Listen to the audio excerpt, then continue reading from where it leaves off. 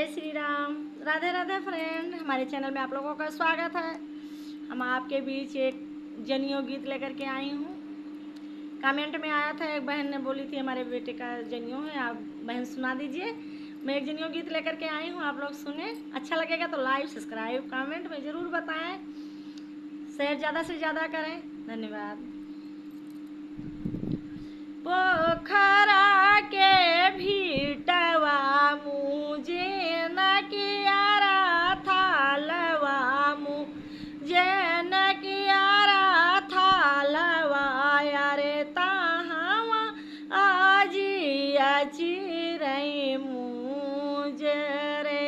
यारे तहावा काम आजी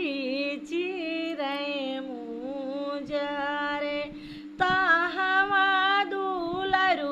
बरुआ लोटनी पासा रही बाहू तमा चलाने बाहू तदुलाराने अरे लिया भैया जी मुझी कई जाने रे अरे लिया भैया जी मुझे कई जाने ऐ मुझी के जाने बियटा अंग छुअली जाई है अरे अंग छुअली जाई है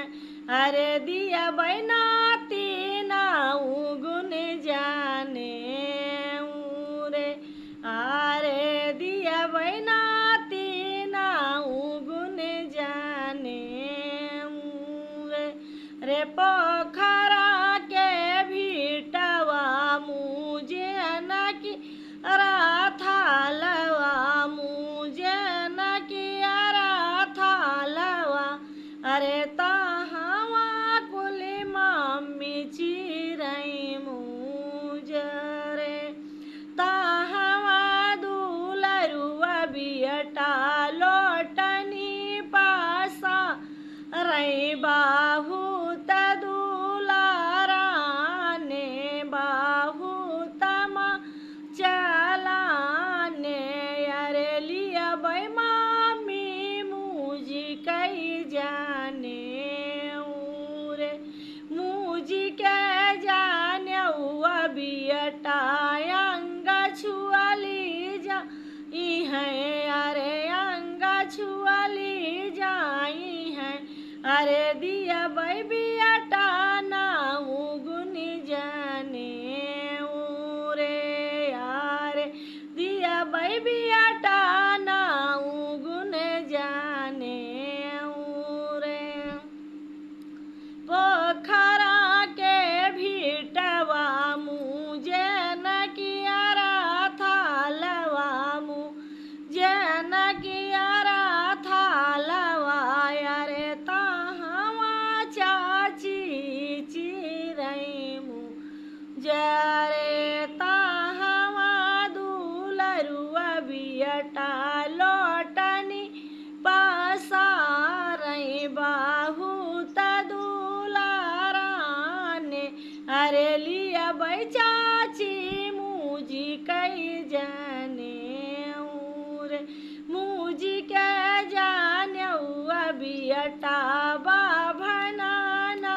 हुआ बउआ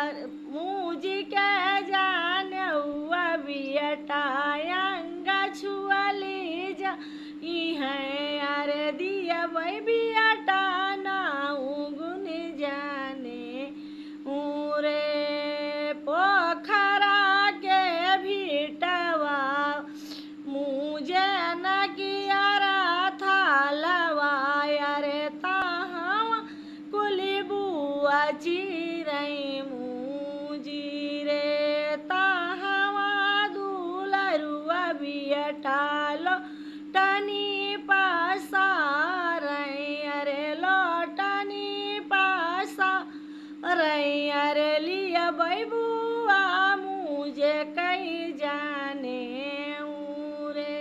मुझी के जाने हुआ बियटा बाभनाना हुआ बोया रे छुअली जाई है, अरे दी बैबिया